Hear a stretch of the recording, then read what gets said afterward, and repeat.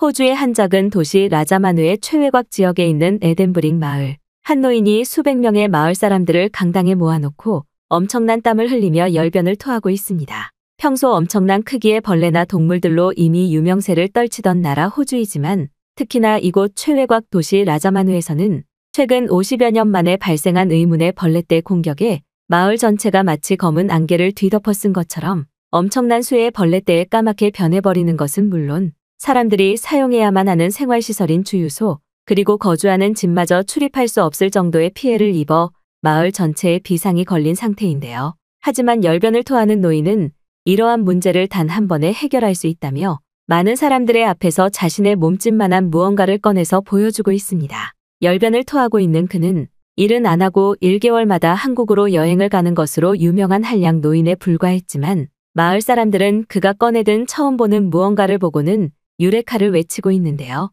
어떤 일이 있었는지 자세히 알아보겠습니다. 안녕하세요. 저는 현재 호주의 작은 도시 라자마누에 위치한 한 마을에서 평생을 살아오고 있는 20대 여성 아리아라고 합니다. 우리 가족은 아버지와 어머니 그리고 저와 할아버지가 함께 사는 호주 마을에서는 보기 드문 가족 구성원 형식의 아주 특이한 가족인데요. 물론 몇 년 전까지만 해도 할머니와 할아버지는 저희 가족이 살고 있는 집에서 거리상으로 불과 얼마 떨어지지 않은 집에 각자의 가족으로 따로 거주하고 있었지만 약 5년 전 할아버지가 농장으로 일을 나간 사이 집에서 쉬고 계시던 할머니가 호주에 자주 출몰하는 매우 강한 독거미에 물리는 사고로 급작스럽게 세상을 떠나신 뒤로 할아버지는 5년 동안 홀로 우울증을 겪으며 생활해오고 있었고 결국 그것을 보다 못한 저희 어머니께서 할아버지를 간절히 설득해 지금의 우리 가족이 완성되게 되었습니다. 다른 나라의 사람들에게는 생소할 수 있지만 호주에서는 독거미로 인한 이러한 위험한 사고가 꽤 자주 발생하는 편인데요. 특히나 다른 나라의 자연환경보다 어느 정도 원시적인 모습을 유지하고 있는 비옥한 땅이 널리 분포되어 있는 호주에서는 다른 나라들에서는 보기 힘든 강력한 독이나 위험한 무기를 가진 벌레나 동물들이 사람들이 사는 거주지와 상당히 밀접하게 살아가고 있기에 이러한 독을 보유하고 있는 벌레들을 항상 조심해야 되는 것은 저희 마을의 일상이 되어버릴 정도입니다.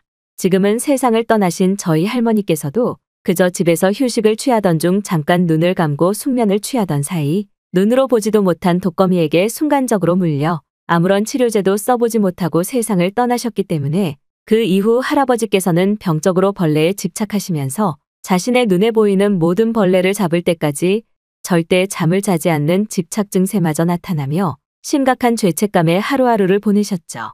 하지만 할아버지에게는 아주 특이하고도 유일한 취미가 하나 있었습니다. 독거미로 할머니를 먼저 떠나보내신 할아버지께서는 약 5년이 넘는 기간 동안 가족들의 도움은 최소한으로 받은 채 그저 아무것도 하지 않고 지금까지 모은 돈으로 한국이라는 나라를 주기적으로 여행을 다녀오는 도저히 이해할 수 없는 취미를 가지고 계셨죠. 그때의 저는 너무나 어린 나이였기에 할아버지가 도대체 왜 한국에 가는 것인지를 이해하지 못했지만 지금은 할아버지의 그러한 행동이 지금은 전혀 만날 수 없는 할머니를 우연하게 처음 만난 곳이 한국이었기 때문에 그러한 행동을 했다는 것을 아주 가슴 아프게 이해하고 있습니다.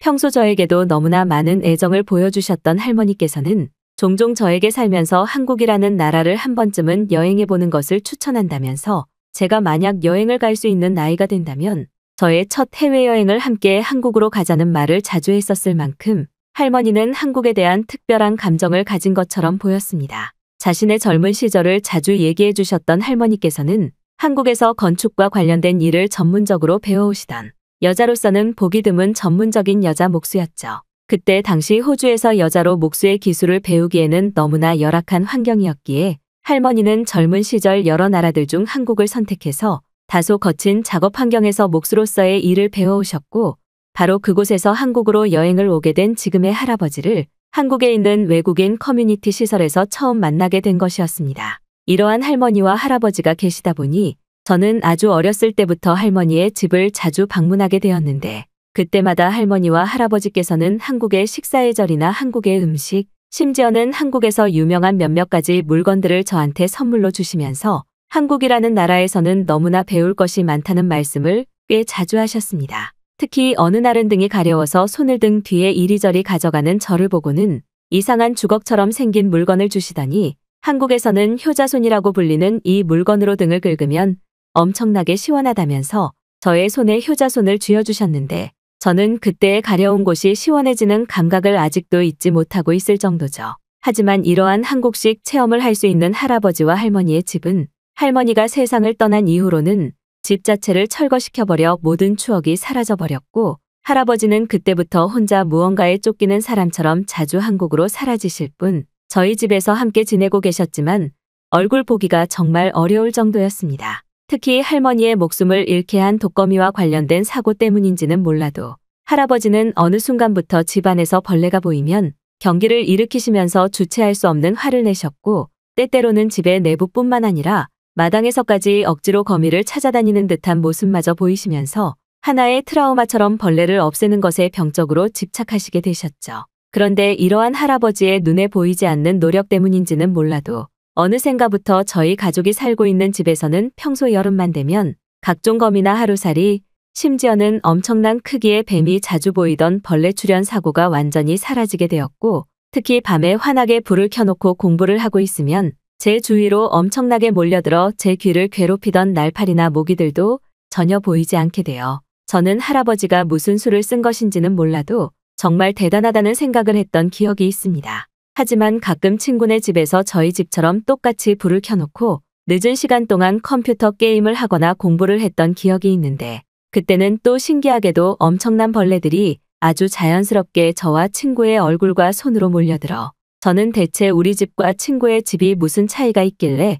벌레가 나타나는 것일까라는 의문스러운 생각을 가지기도 했죠. 아주 가끔 한국으로의 여행을 마치고 돌아오는 할아버지에게 할아버지 때문에 벌레가 집안에서는 전혀 보이지 않는다는 얘기를 하고는 했지만 그럴 때마다 피곤한 듯한 모습의 할아버지께서는 갑자기 눈을 반짝이시면서 당연히 그렇게 될 수밖에 없다는 말만을 하시며 명쾌한 방법은 절대 알려주시지 않았기 때문에 저는 시간이 지날수록 벌레가 전혀 나타나지 않는 쾌적한 집에서 시간을 보내는 날이 많아졌습니다. 특히 저뿐만 아니라 어머니와 아버지까지도 이제는 집안에 벌레가 없는 생활에 익숙해지시면서 할아버지에게 감사한 마음을 표하기도 했죠. 하지만 아무리 차이점을 찾아보려고 해도 친구의 집과 제가 살고 있던 집의 차이는 육안으로는 전혀 차이가 없었기 때문에 저는 할아버지가 그저 벌레를 없애는 약을 집 전체에 뿌린 것이 아닐까라는 생각만 가지면서 그렇게 시간은 흐르게 되었습니다. 그런데 어느 날 제가 살고 있던 마을에서는 충격적인 일이 하나둘씩 벌어지기 시작했는데요.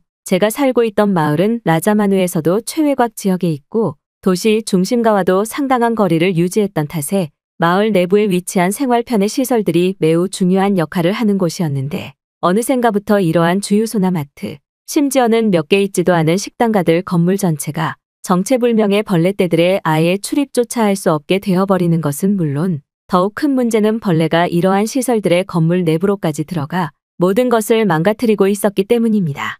벌레의 종류도 너무나 다양했던 것으로 보였는데 단순한 하루살이부터 호주에서 자주 보이는 거미들까지 제가 살고 있는 마을에 얼마 남지 않은 마트의 식료품 판매대를 전부 점령하는 것과 함께 마트를 방문하는 사람들에게 엄청난 혐오감을 주게 되면서 제가 사는 마을 전체가 의문의 벌레떼 때문에 생활 자체가 되지 않는 심각한 마을로 변해버리고 만 것입니다. 그때쯤 이미 호주의 몇몇 뉴스 보도국에서는 제가 사는 마을이 이상기후로 인해 50년 만에 날파리 벌레떼가 급작스럽게 생겨났다는 보도와 함께 평소의 약 50배에 달하는 비정상적인 벌레의 규모가 한 번에 발생하게 되었다면서 그 어떠한 방역 시스템도 통하지 않으니 당장 그 마을을 떠나라는 황당스러운 보도만 내고 있었죠. 마을을 전체적으로 관리해주는 저희 마을 대표님은 처음에는 건장한 성인 남성들만을 모집해 단순히 벌레를 무력으로 없애기 위한 봉사활동을 펼쳤으나 이상기후로 인해 외부에서 끊임없이 생기는 벌레들을 막아내기에는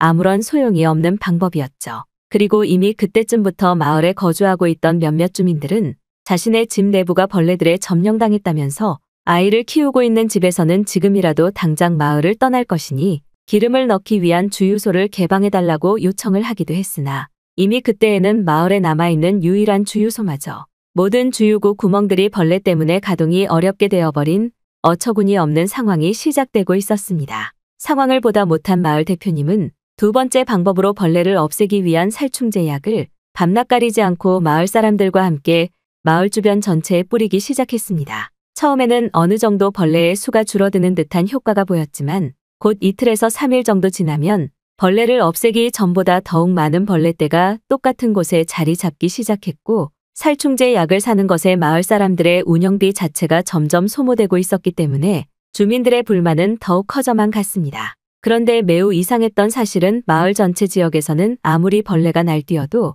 할아버지와 함께 살고 있는 저희 집에서만큼은 정말 작은 벌레 하나 보기 힘들었다는 사실인데요. 처음에는 이러한 생활 자체에 너무나 익숙해져 있어 별다른 이상한 것을 감지하지 못했지만 벌레떼가 생기고 난 후 친구 집에 방문했던 적이 있었는데 친구네 집은 집 내부로 들어온 벌레들 때문에 주방은 물론 화장실까지 사용할 수 없던 것을 직접 눈으로 보고 난 뒤에는 다른 집들과는 확실히 다른 무언가가 저희 집에 설치되어 있다는 생각을 하게 되었죠. 그리고 바로 그때 한국으로 여행을 떠나셨던 저희 할아버지께서 돌아오셨고 이러한 마을의 심각한 피해 상태를 처음으로 확인하시게 되셨습니다. 그런데 갑자기 할아버지께서는 마을 대표님에게 마을에 있는 유일한 강당의 모든 마을 사람들을 전부 모아달라는 요청을 전하시면서 자신만 믿고 있으라는 알 수 없는 자신감을 보여주시더군요. 그리고 그날 밤 벌레들과 함께 강당에 모인 마을 사람들은 할아버지가 꺼내든 물건에 큰 충격을 받고 말았습니다.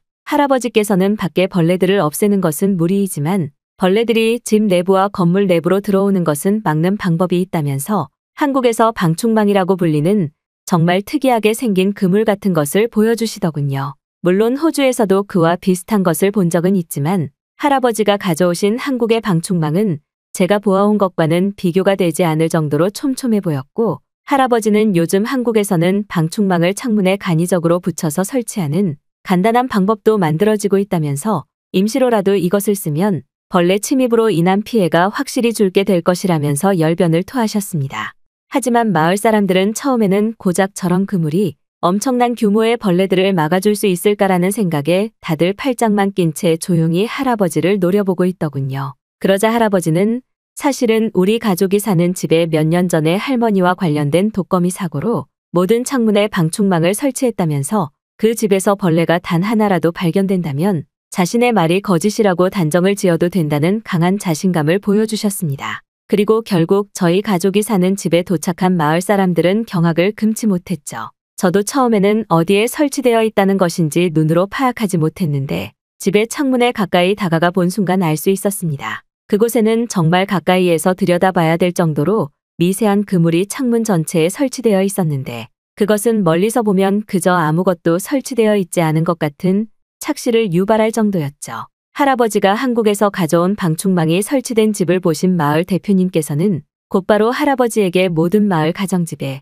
한국에 가니 방충망을 설치해 줄 수 있냐는 강한 요청을 전달하셨고 돈은 얼마가 들어도 좋으니 최대한 빨리 프로젝트를 완료해달라는 간곡한 요청을 전하시더군요. 그러자 할아버지는 이미 한국에 알고 있는 업자분이 있다면서 일주일 정도만 기다린다면 모든 작업을 완료할 수 있다고 말했고 정확히 5일 뒤 저희 마을은 엄청난 양의 한국에서 건너온 간이 방충망 설치 세트를 전달받을 수 있었습니다. 마을의 청년들에게 설치 방법을 알려주신 할아버지께서는 약 3일의 기간에 걸쳐 마을에 있는 남자들과 함께 마을에 있는 사람들의 집은 물론 각종 공용시설물에도 한국식 방충망을 설치하시기 시작했죠.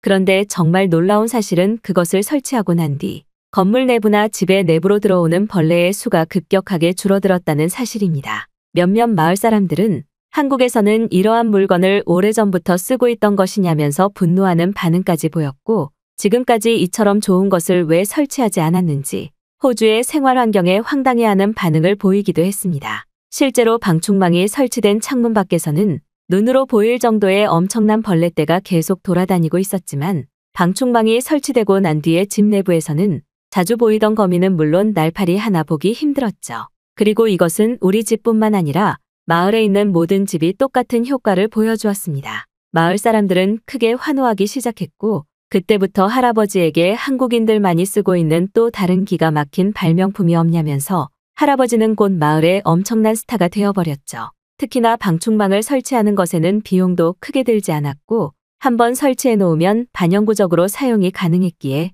마을 사람들은 이러한 한국인들의 지혜에 크게 감탄하기도 했습니다. 그리고 지금 저희 마을은 아직도 가끔 호주의 지역 방송국에서 마을 전체가 설치한 한국의 방충망에 대한 취재가 올 정도로 유명한 마을이 되어버렸죠. 물론 지금은 호주에도 이러한 방충망 업체가 종종 보이기는 하지만 그때 당시 이러한 할아버지의 할머니에 대한 사랑이 없었다면 아마 마을 사람들은 한국의 방충망을 평생 몰랐을 것이기 때문에 저희 마을 사람들은 오늘도 한국에 감사하고 있습니다.